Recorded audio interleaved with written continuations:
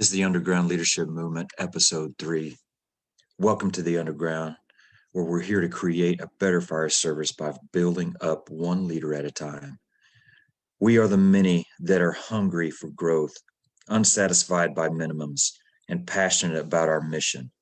Whether we are supported by our organizations or not, the Underground is where we can band together to help each other reach and exceed our potential. Join the movement. Thank you, everybody, for coming and spending some time here today in the Underground. Episode number 3 will be a good one. It's actually what I was going to start with, but I just keep going back and forth on the I guess you could call it the ones that are more important, and I just feel like they're all important. So, episode 3. Foundation of trust and respect, building relationships. So, getting right into it, this is something that over the past few years since becoming an officer myself, I have really struggled with as far as the viewpoints of others.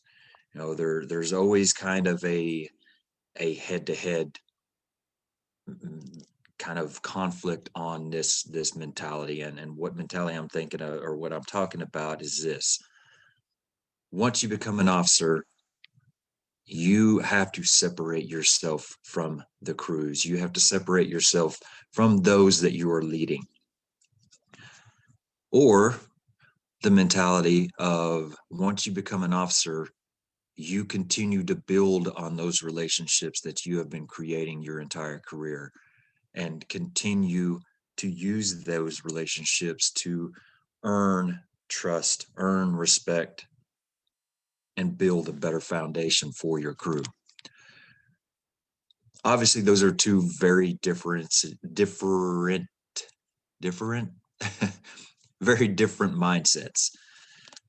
I personally picked the second one, and this is something that I've always been mindful of, even before I became an officer, and that is that I don't want to change. Yes, there are certain things that you are going to have to change, as far as, you gain responsibilities, and you gain, a lot of other things, a lot of liabilities, a lot of things like that. So obviously there are changes. What I am talking about is who I am. I am not going to change who I am when I become an officer. And that was my mindset even before I was in that role. I'll take a second for those watching the video to shut this door. But like I said, that was something that I have been focusing on personally. I would say even years before I became an official officer, even years before I became a formal leader of my department, because I've always thought that that was something very important. I don't want to change who I am, and who I am is somebody that puts a lot of importance in relationships. And so that's kind of why I have always had that mindset of, you know what, I'm not going to distance myself from my crew. I will say this right out of the gate: I would not be an officer if I felt like that's what you had to do. I would not be an officer if that is the mentality that I would have to take. Because to me, those relationships, those friendships, that fun and, family environment, and just the razzing and the, everything that goes with it, the joking and the pranks.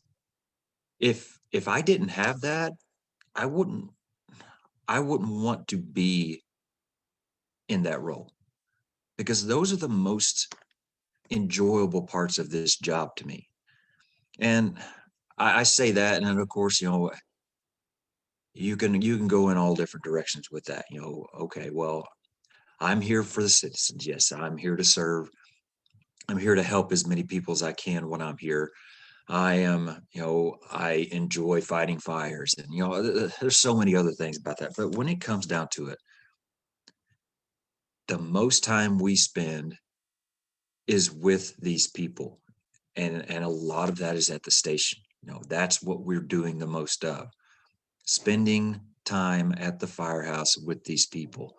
And so if I had to use the majority of my time as a firefighter, or an officer in the fire service, by myself in my office, secluded and not having fun and building relationships with my people, I wouldn't be doing it.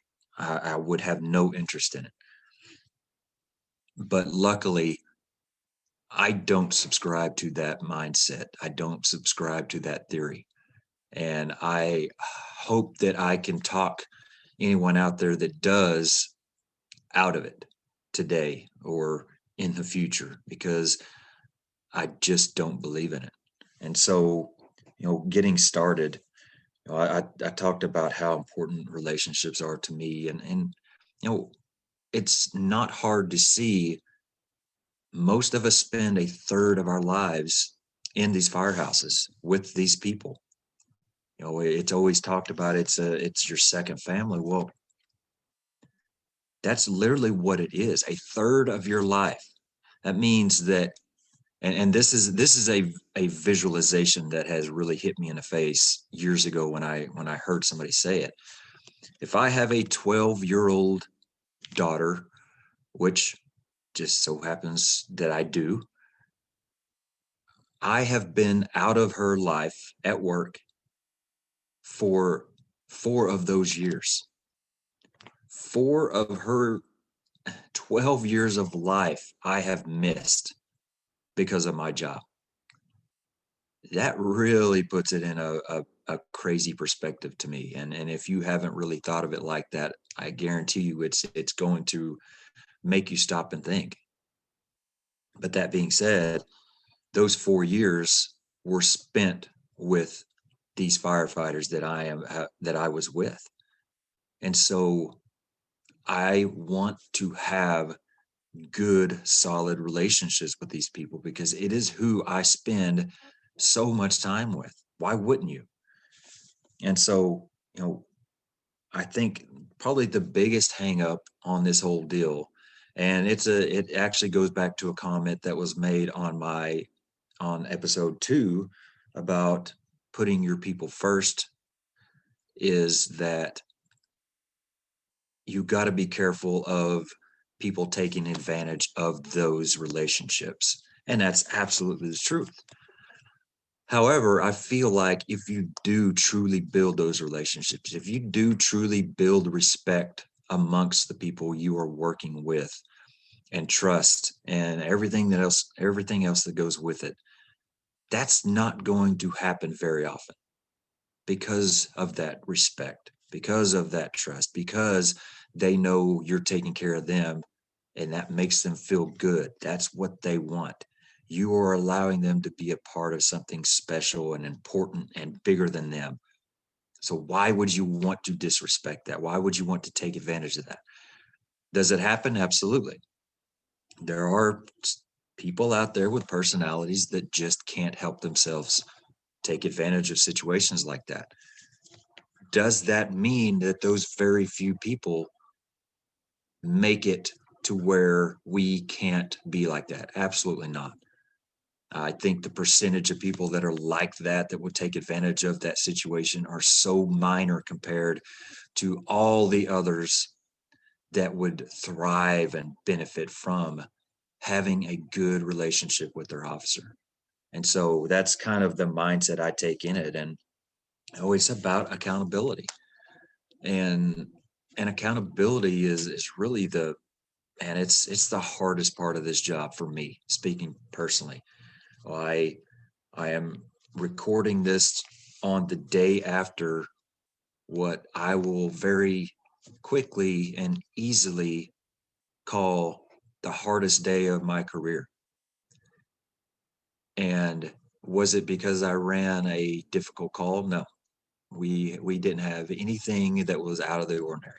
We didn't have a fire, we didn't have a wreck, nothing that was strenuous as far as critical thinking and making decisions or danger or anything like that.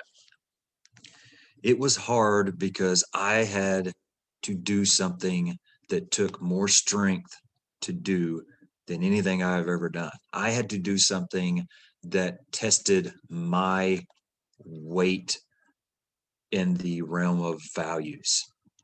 If I didn't do this, I felt it compromised everything that I stood for as far as value centered leadership. And so I felt like I had to do it. I felt like I had to do it out of respect for somebody else. And so I did it. I I got together the strength to do it. I probably butchered it. I probably, did a terrible job of trying to do the right thing. And then the kicker is in the end, I don't even know if it was the right thing to do. I don't know if it was the best choice to make because it was such a crappy choice to have to make that even being honest and trying to be respectful and doing the right thing, what I felt like, it didn't make the situation better. And so I look back on it and just wonder, was it worth it? I don't know.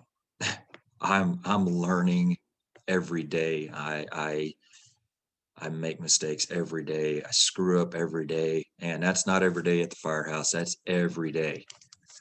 I I have learned and grown so much, not only at work but at home, and it's a drop in the bucket as to what I still have left to go. So I hope that that can continue because I do have a lot.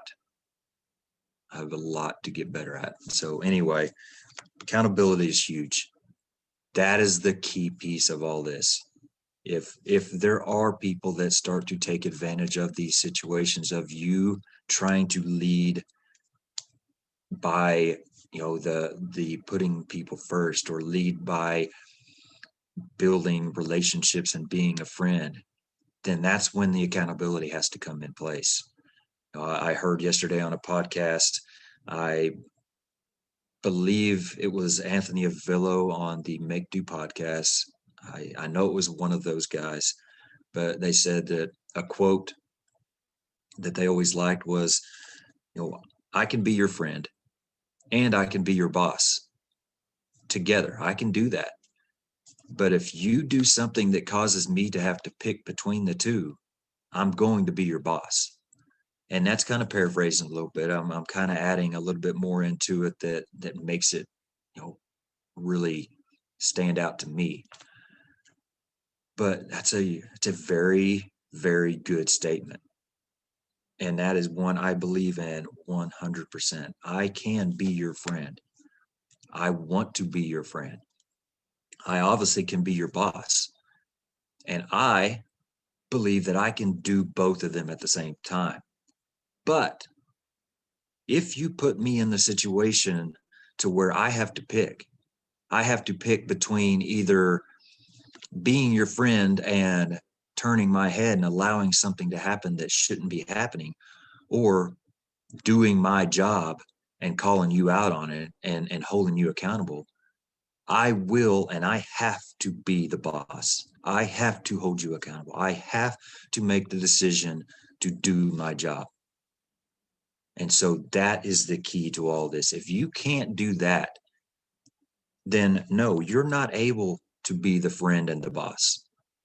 But that doesn't mean you can't learn how to do that. I look back at who I was 19 years ago when I hired on with amazement because I have always been somebody that has just ran as fast as they could from just, from fights and from holding people accountable and from I don't like that. I have always hated conflict. I'm very conflict avoidant. That comes natural to me. And that's why it was such a fight yesterday. I did not want to do it. But to look at who I am now, just from the 19 years of being in the fire service, and whatever amount of years as trying to be an informal leader, and now around 10 years or so as an officer.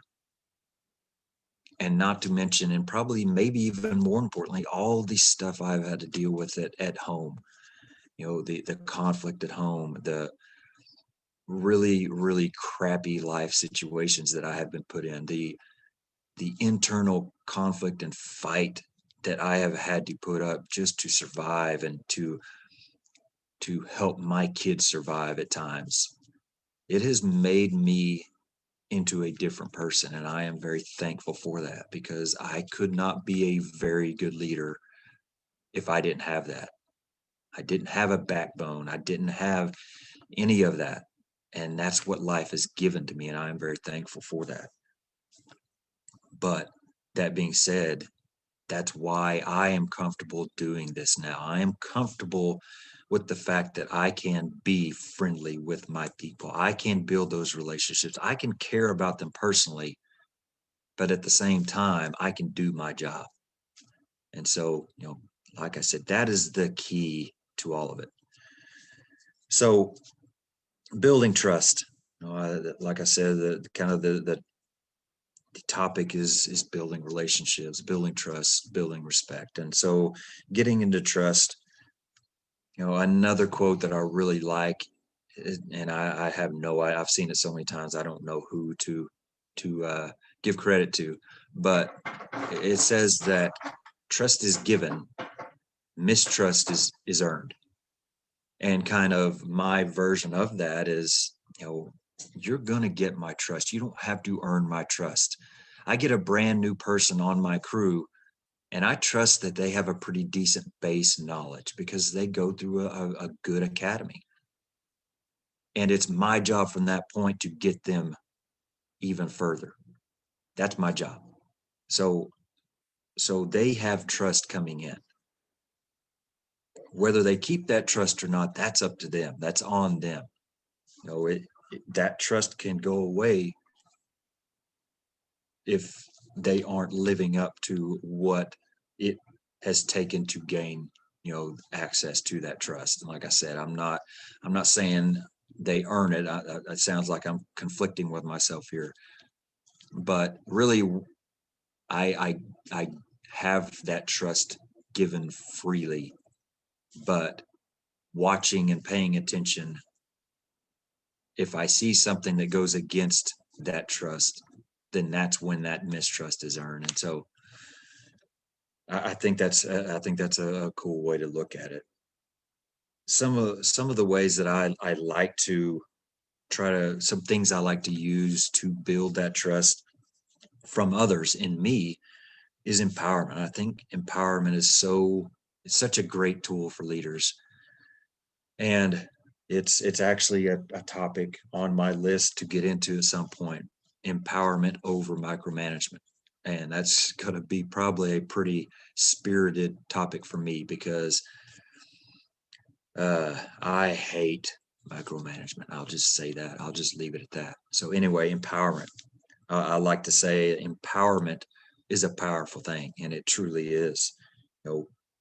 We have such an ability to use so many situations, and this is not just at work. This is we're talking about home with your kids or anything else.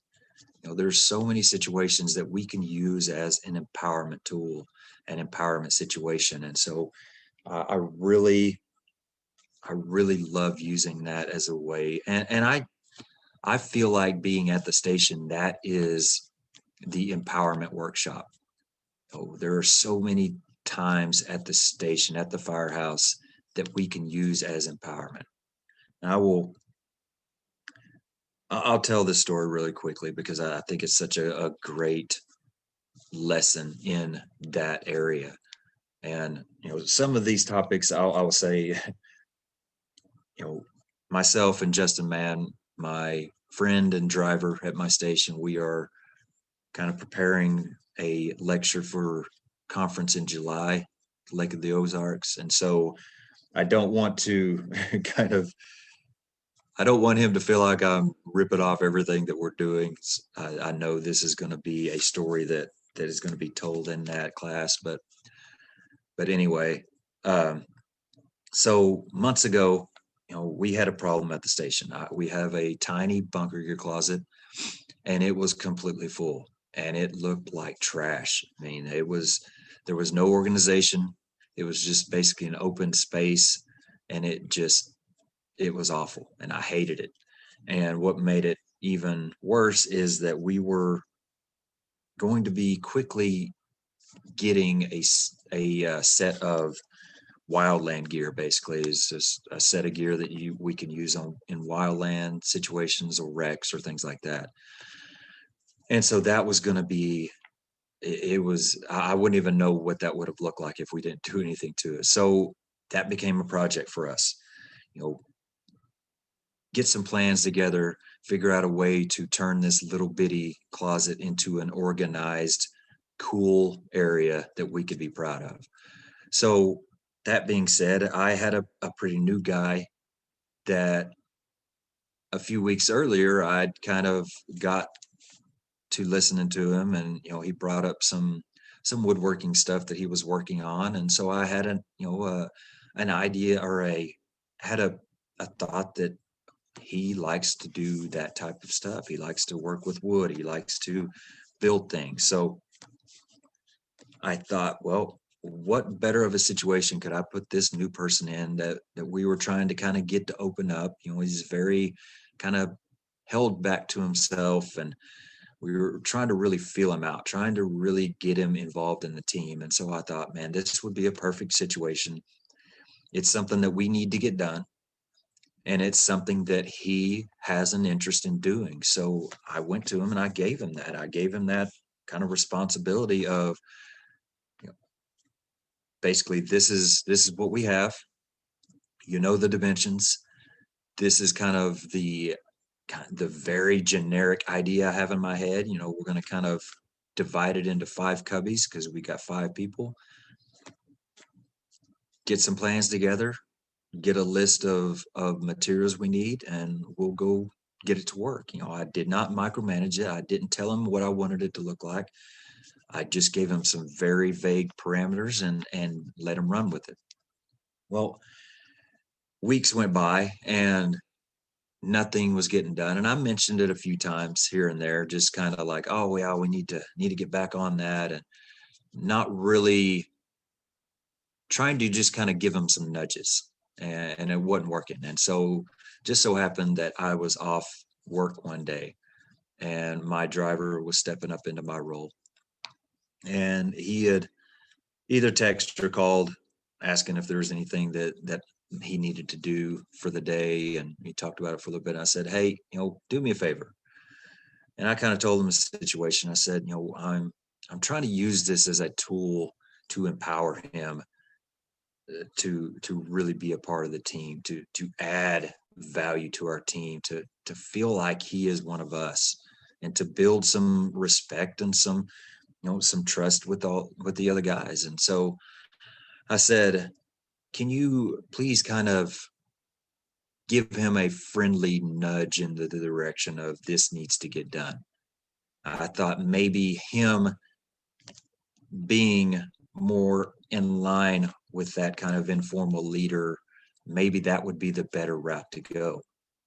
And so, literally a couple hours later, I was texted a picture of plans that were drawn up and ready to go, and a materials list, and it was awesome. And so, I like telling that story because it's a great example of one, empowering that new person to step up and do something big. That was something big in his eyes. It's kind of the first thing that he got to be in charge of. But also, it was also a time to empower my driver, who was stepping up into a temporary formal role for today, to kind of get that process moving. And so several things were going on right there. And it was such a great kind of story and an example of this. And so, I just, like I said, I like telling that story as an example, but empowerment is huge. I have next on my list is to avoid micromanaging. And that's really, I feel like that's the two sides of the coin, empowerment and micromanagement. There is no mix. It's either one or the other. If you are a micromanager, there is no empowerment. It does not exist. If you're truly somebody that leads by empowerment, you will not be a micromanager. They just don't go together. And next I have in the building trust is train. Get out there and train with them. Be involved. Show them that you are willing to fail. Show them that it's okay to mess up. Because if I'm the leader of that crew, formal, informal, whatever, and I'm stepping up and putting myself out there with the very much likelihood of failing, how can they say, man, I don't really want to do it, because they're scared to fail?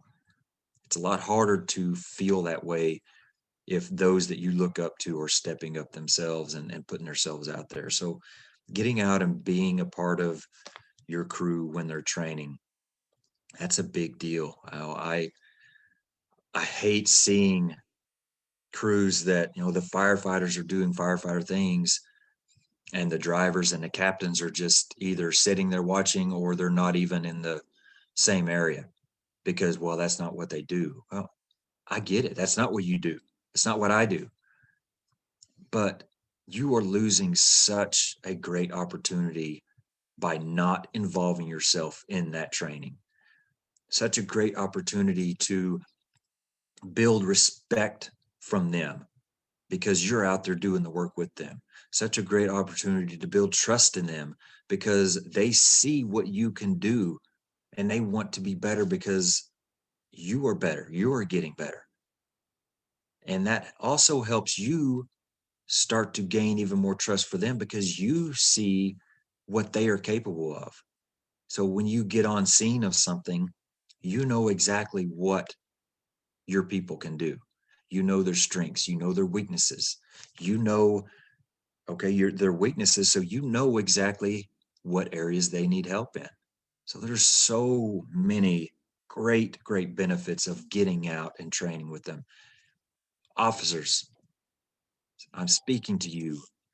Stop separating yourself when training is going on. Stop it. You have got to involve yourself in training. You have got to start pulling lines, forcing doors, climbing ladders, throwing ladders. I don't care if you do that on scene or not. You have got to be involved in it because who is there to teach the people that you're underneath? Are you relying on your training division to be that person all the time and the only people? Are you relying on, the elder firefighters to do it? What if you don't have any of those? What if the training division doesn't have time to come train you today? Who is responsible for that? You are.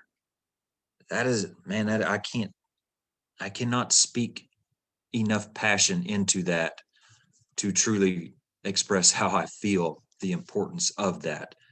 We as officers have to step up and be a part of training.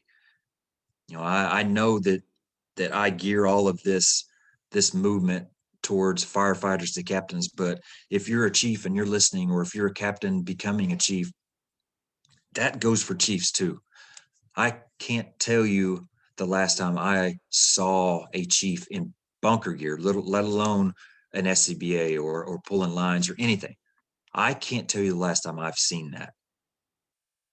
I wish I could. I wish that we put more importance in to training below your level because there's so much benefit to be had by that. And so I will step off the soapbox, but I hope that you can see it is a very passionate area for me. It is a very important area for me. And so I want to truly pass that on to you. And so that's kind of how I feel. So getting into building respect, building respect, get out of your office. If you were a formal leader, get out of your office. If you're a driver, get off of the recliner. If you're a firefighter, get out of the recliners. Get out and do something. If you have one person on your crew that wants so badly to train or wants to get better, and you're sitting around doing nothing or making excuses why you can't do something with them, I wish that you could feel as ashamed of yourself as you should, because it's so sad and it happens all the time, all over the place. Get out of your office and be involved in their day. If your crew is washing the truck, get out of your office and wash that truck. We had just a couple shifts ago, the guys were pulling the brush pumper out and washing it, and I was out there washing it with them. And after it was over, my senior firefighter came up to me and said, "Man, you don't have to be out here washing this truck with it. You need to go inside and do whatever you need to do." And I'm like, "Man, I'm doing what I want to do right now. This is where I want to be." You know, this is what I told him. This is part of the process. I gain nothing by sitting in my office doing whatever it is I would be doing. There's so much to be gained by being out there and being a part of the work. It's just like the training conversation I just went through. Washing the floors, be out there with them. Cooking dinner, help when you can. Washing dishes, help when you can. Am I the perfect example of all this? No. Just like everything else I speak of. If I am talking about it, please take it that I am talking to myself and telling myself the things I need to get better at, not that these are the things that I do perfectly and you should do them perfectly. But we have got to get better at getting out of our office and involving ourselves in the day-to-day stuff with our crew. Do we have to be a part of everything? No. Do we have to sit there and sweep the floors every day, clean the bathrooms every day? No. Should we do it every once in a while to at least show that we care about them and that we can pull our weight too? Yes, absolutely. So that's kind of where I'll leave that. I think kind of the moral of that story is show them that you aren't going to ask anything of them that you aren't willing to do. And that's a pretty basic but pretty important statement.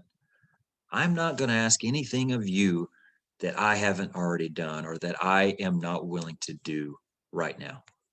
So just think about that. I mean, and a perspective that I like to take, and I hadn't even really thought about this till just a few weeks ago when I was really struggling to figure out why I wasn't getting the buy-in that I had hoped on. So it just kind of clicked with me that, I was a firefighter once. I was a driver once. I was a lieutenant once. I was in those roles. So, okay, maybe it was a long time ago, but what made me motivated back then? What made me want to buy in to the good officers that I work for? What made me enjoy being at the firehouse? Because that's probably a pretty good start on what you need to do as a leader for your firefighters. And so that's just a good mindset or a good kind of perspective to have when I start struggling with ideas and start struggling with why aren't things working as good as I had hoped. Start thinking of it like that.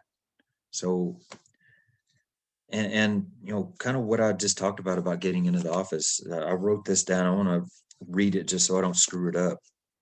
But this is something that it came to me, and I think it's so true. And it's this: you don't gain respect as a leader by sitting in your office. Respect is earned on the app floor and the training ground. And that basically sums up everything that I just talked about: the bullet points for building respect, the bullet points for building trust. Those aren't going to happen by separating yourself. Those are not going to happen if you do not allow relationships to get built. Those are built by getting out and doing it, being a part of the team. Yes, you are the leader, but you are still a part of that team. So we can't put ourselves on a pedestal. We have to be a part of that team. We have to pull our weight in that team. We have to do everything we can to create an environment that people want to be in. And that takes doing your job.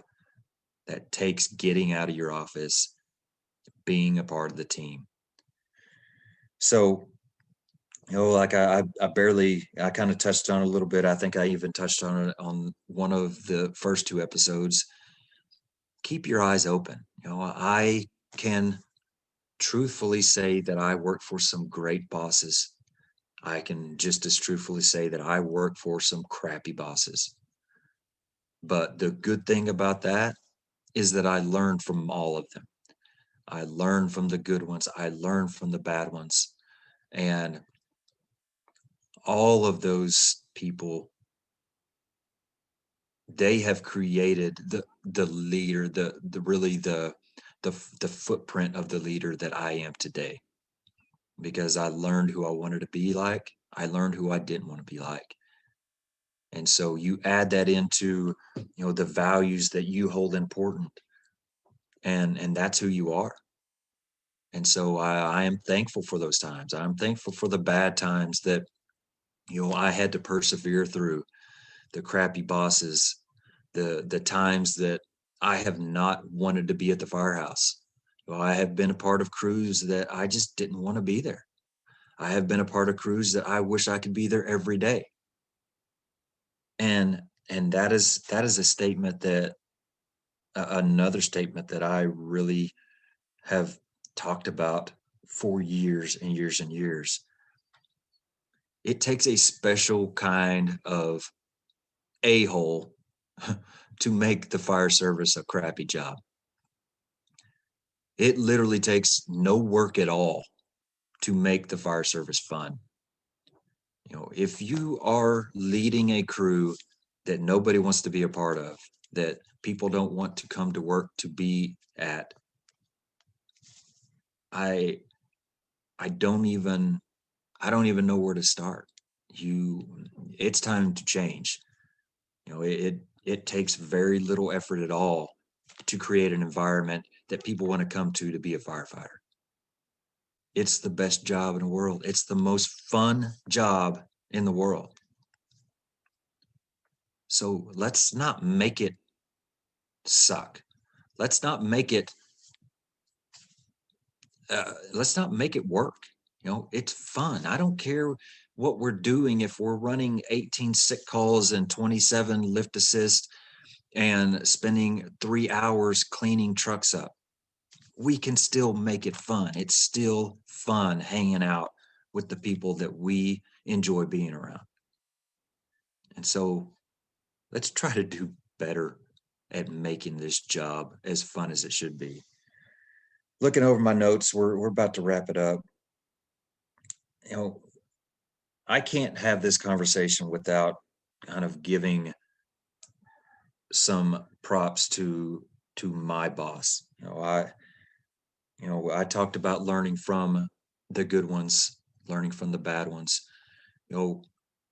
I work for a battalion chief right now, Chief Barry Garrett, and I guarantee you will never find a more caring individual than Chief Garrett. It's truly amazing how much he cares about every single person. He does such a great job of knowing every single person. He knows, and I'm speaking as much as I know. It seems like he knows everybody's family. He knows their names. He knows that I live on a farm and that I probably struggled this past week going through the winter storm that we had. And so, he asked about the animals and he asked about my family, and he knows about some of the bad life situations that I've went through and that my kids have went through. And so he asked about that. It's just, it is inspiring to be around somebody that cares that much for his people. And I love that so much. And that makes me see how important that is to lead like that, to to have a personality and have such a just an a outpour of caring and just sitting there and listening to what's going on with those people that you work with. That is such a big deal, and that makes me want to be that kind of person, that kind of leader. And so I definitely wanted to add that in there because it is amazing how easy he makes it seem to know people's names, know wives' names, know kids' names, and to care so much in a day and age where people just don't give a crap about other people.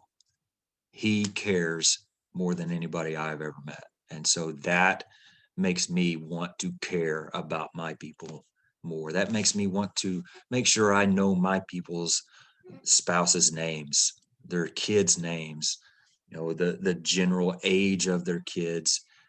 Am I perfect in that? And absolutely not. You know, I feel like I am doing a decent job at it, but I still can improve. But that's just an example of something that I look up to and want to be like. So to start wrapping it up, respect. I talked about trust is given, mistrust is earned. Respect is earned. It cannot be demanded. And kind of touching on another subject that I have on my list is, that influence over authority. That's going to be another big one for me. But we cannot demand respect. Demanding respect will get you the exact opposite of what you're looking to get. And so we have to start finding ways to build that respect. Hopefully all of you out there that are listening that are firefighters or drivers that haven't reached that formal role yet, hopefully you have spent your time on a department building relationships, building trust from others, building respect from others, because it's so important to have that groundwork at least started. So when you move into that officer role, you've already got that foundation working. And so all you have to do is just keep building on it. If you're somebody that hasn't done that, if you haven't done a good job of being respected through your career, you got to start today. It's got to start today. And if you don't start today, then you better start tomorrow. Because it is so important to have that respect, especially when you are a company officer. I have seen firsthand people that get up into high positions that don't have the respect of the crew or the shift or the department. And man, it is a road that I don't ever want to be on. Can you overcome it? Absolutely. Is it going to be easy? Absolutely not. It will take every ounce of everything you have in you to overcome that. But it's got to be done. Nothing is going to change unless you put the work in to change it. And so if that's you, if you have done a poor job of building a reputation through your career, if you have done a poor job of building respect from others, your peers through your career, building trust through your career, you have got to start it today. And it's going to take everything you have, but you have got to do it. Because without those things, you will not succeed. nobody will want to work with you. You have got to start building that foundation of trust and respect, and it's got to start today. So it's about all I have. I appreciate your time as always. I'm so excited for this platform, this project. I hope that I can find ways of truly just gaining every little piece of benefit that we can gain from this. I'm still looking. Oh, I just got done doing the first live discussion of the first couple episodes. I suck at being on live, so please kind of give me a little bit of leeway there until I get used to that. But I think it's a kind of a good starting point. I'll put these videos out, and in a day or two or three or whenever I can get to it, I want to have some discussion. I want to hear from you. I want to hear your thoughts. I want to hear some different perspective, because this isn't about me sitting here telling you my opinion. This is about us getting better. And one voice is not going to reach the potential that it could. It's going to take all our voices. And so if I said something today that piques some interest, let me know. If I said something today that you completely agree in and that you're struggling through, let me know. If I said something today that you completely disagree with, let me know. That's how we're going to get better.